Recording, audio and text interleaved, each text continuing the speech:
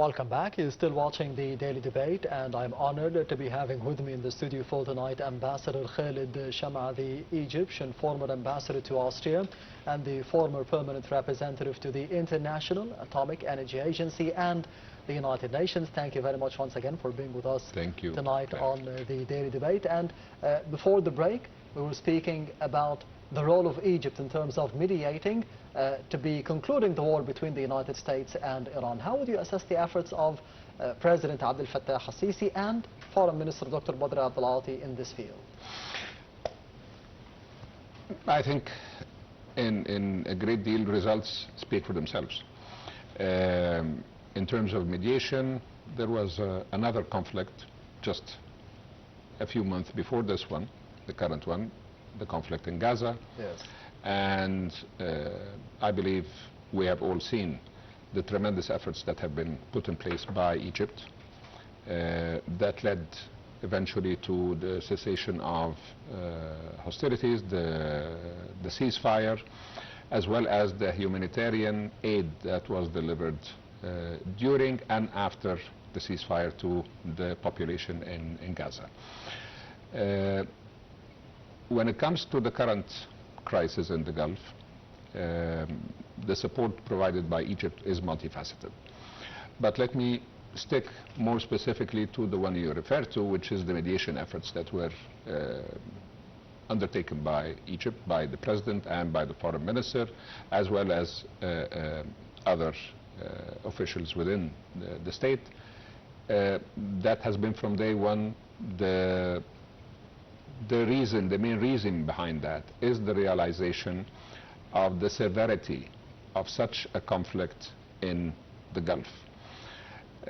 Let me take you back just to a snapshot. Yes. At the beginning of the attacks by the US and Israel against Iran, to a great extent, the underlying assumption was that such heavy bombardments would lead to a weakened Iranian regime, and an overthrowing of the regime by the population. Yes. That did not materialize.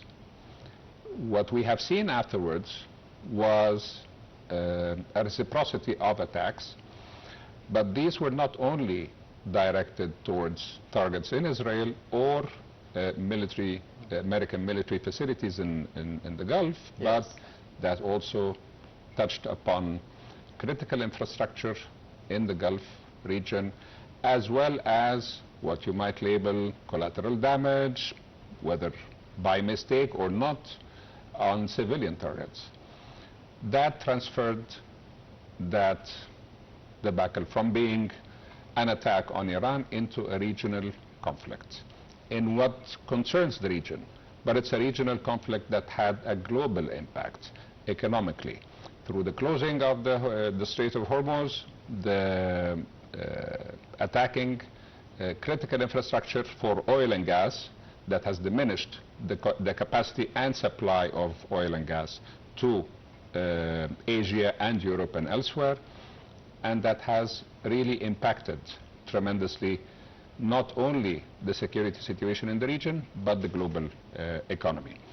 Now, that situation was very obvious and clear, yes, to Egypt, to the Egyptian government.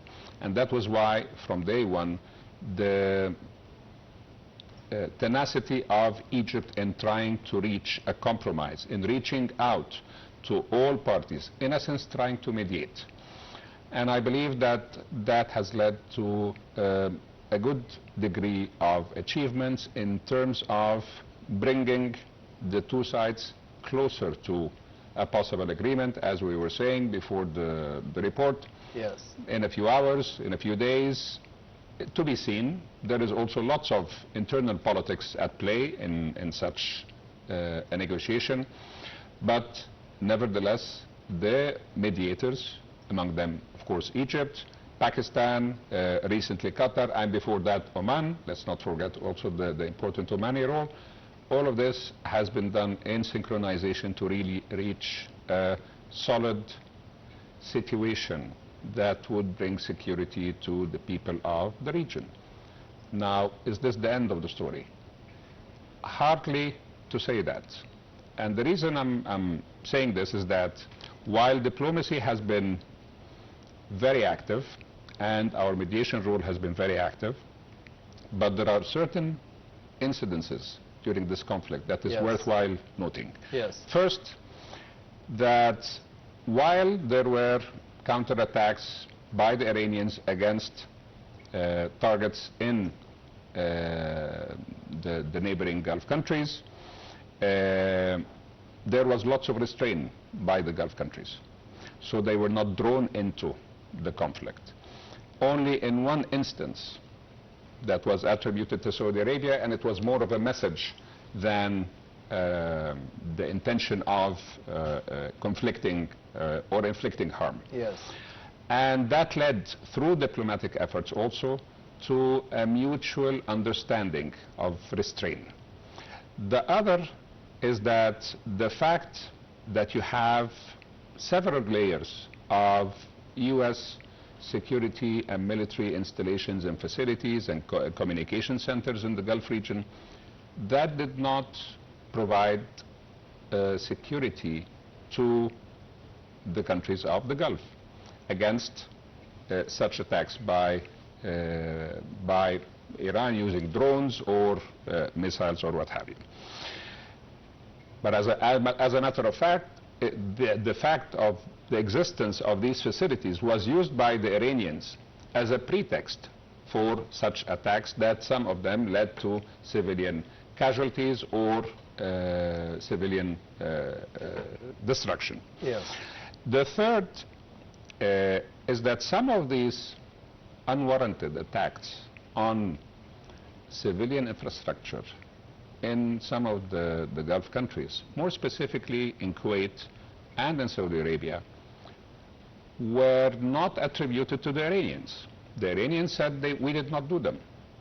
And there were later reports that the direction from which such attacks were carried was actually Iraq.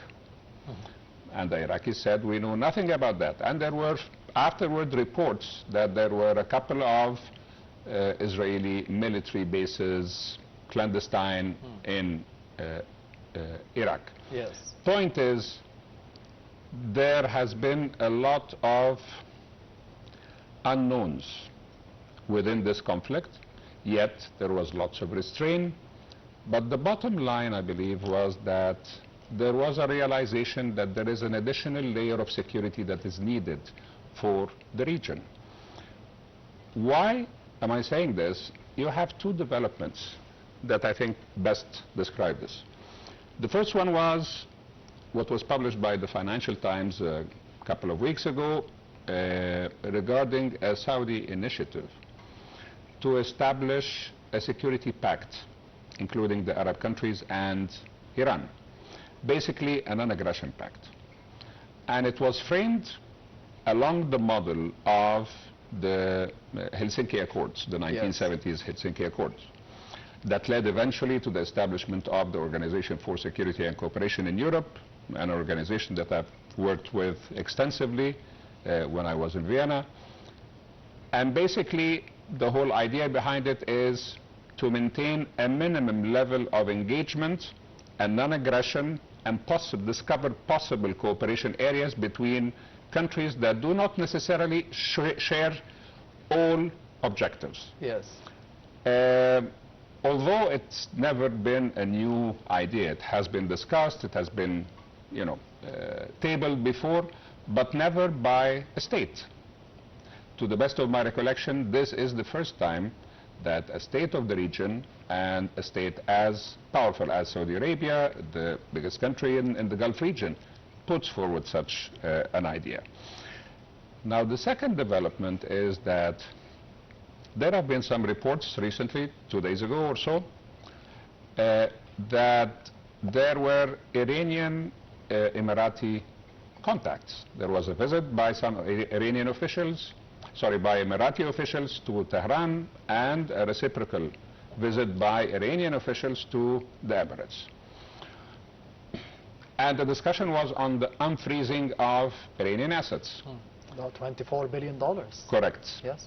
And there was a part of that story that was denied by the Emirati officials, which is that 3 billion of them were transferred already. That's fine, but the negation did not touch the fact that there was a visit, nor that there was a discussion on the unfreezing of the assets, which would make sense, because at the end of the day, that will be part of the final agreement that will be discussed with the US.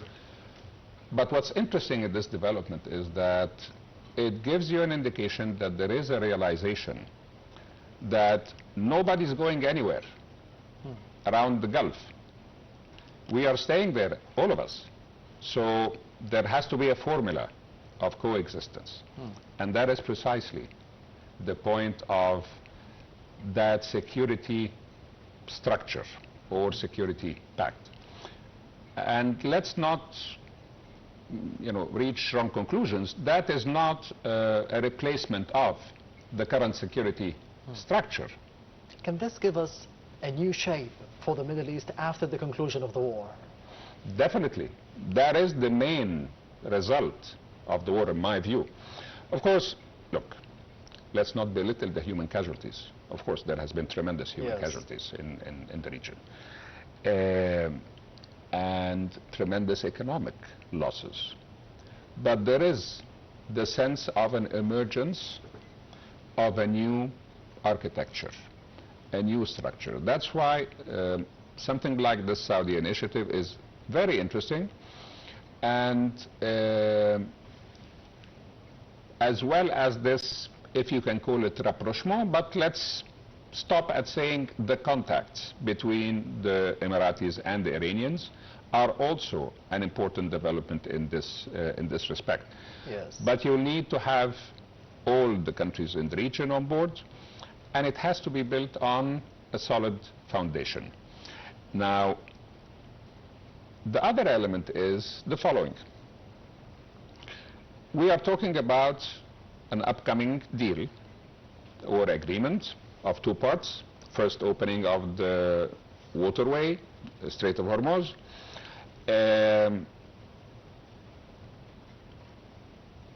The freezing part of the Iranian funds, and the start of a negotiation process that is supposedly around 60 days to tackle the nuclear file as well as other issues. If you would recall, the JCPOA, which was concluded at the time I was in Vienna in January 2015, was negotiated primarily between the P5 plus the EU and Iran. So were there any Arab participants in these negotiations? No. No. And that was one of the major, let's say, elements of unease from the Arab countries with this agreement.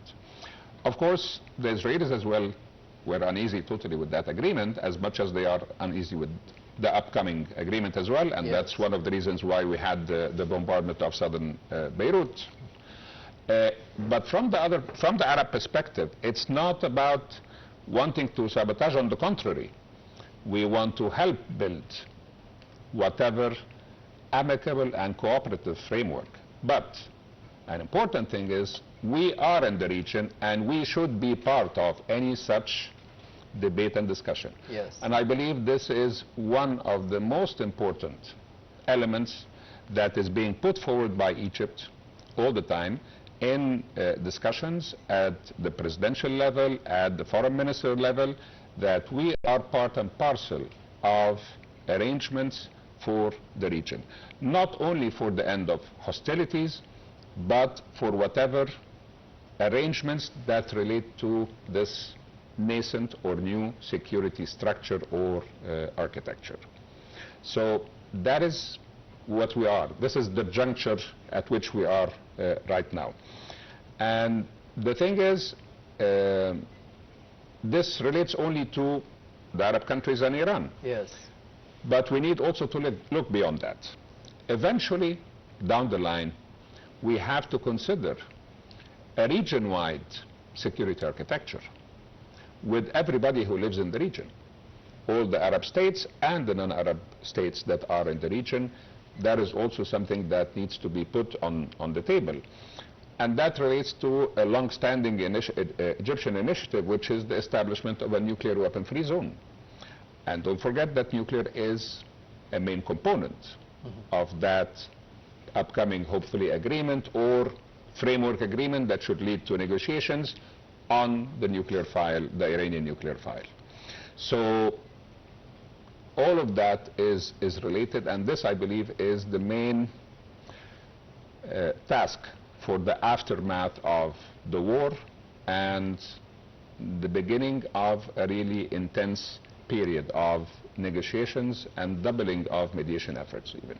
Speaking about the Arab states and the Gulf cooperation countries in specific, how do you think that the negative implications would be on those countries if diplomacy fails between the US and Iran and the military confrontations are reignited, especially that we have seen in the past few months, as you mentioned, Mr. Ambassador, the messages of support and stability and solidarity from Egypt and its people and on the presidential level to the leaders of several GCC countries and the visits paid by President Abdel Fattah al-Sisi to Qatar, to Bahrain, to Saudi Arabia and the United Arab Emirates as well.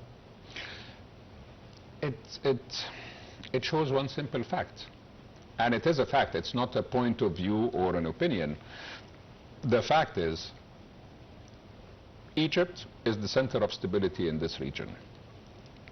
Has been, is, and will be.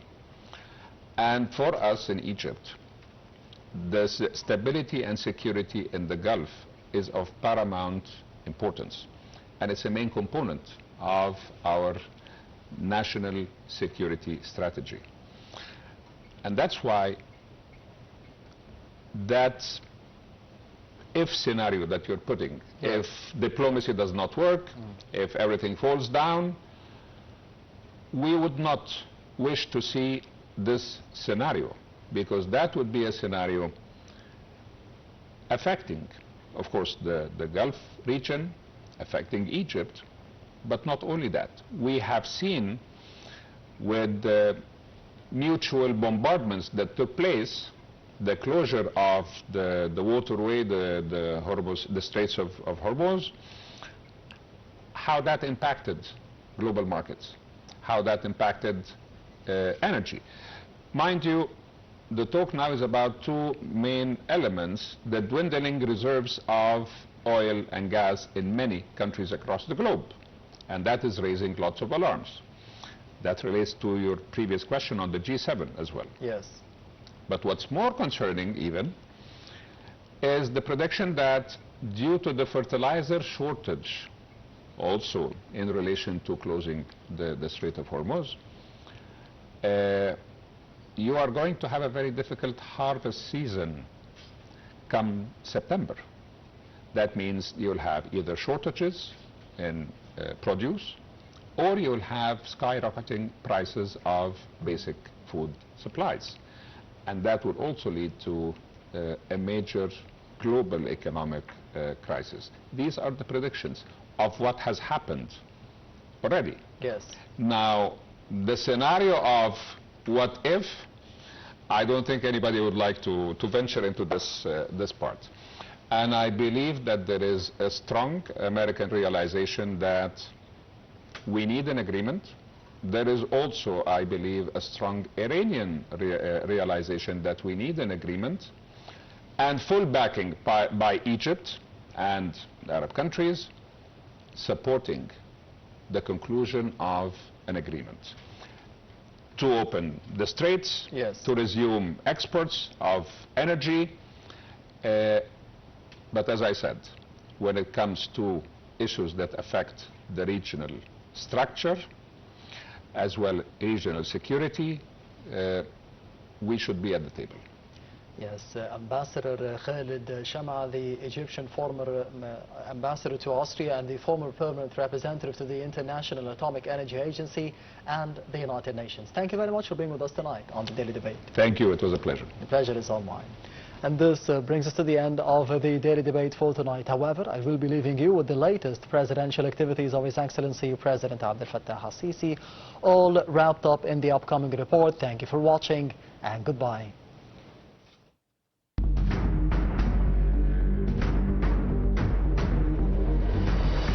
President Abdel Fattah al-Sisi, Supreme Commander of the Armed Forces, inspects the Strategic Command headquarters in the new capital. Spokesperson for the presidency said President's surprise inspection visit to the Strategic Command headquarters came as part of his close monitoring of the progress of work, as well as to ensure readiness across various specializations. President Abdel Fattah al-Sisi receives the President of the State of Eritrea, Isaias Afwerki. Spokesperson for the presidency said an expanded session of talks was held in the presence of delegations of both countries. This was followed by a meeting between the two presidents. President al-Sisi hosted a luncheon in honor of the Eritrean president and his accompanying delegation. President Abdel Fattah al-Sisi receives the President of the Democratic Republic of Congo, Felix Tshisekedi. Spokesperson for the presidency said bilateral meeting was held between the two leaders. This was followed by an expanded session of talks attended by the delegations of both countries and a luncheon hosted by President al-Sisi in honor of President Tshisekedi and his accompanying delegation. President Abdel Fattah al-Sisi reviews the executive status of the governance framework of new appointments within the state, as well as promotions and appointments to leadership positions. The review is part of an ongoing follow-up on administrative reform developments and related efforts for developing human capital and building leadership cadres capable of driving institutional and societal transformation, thereby enhancing Egypt's standing regionally and internationally.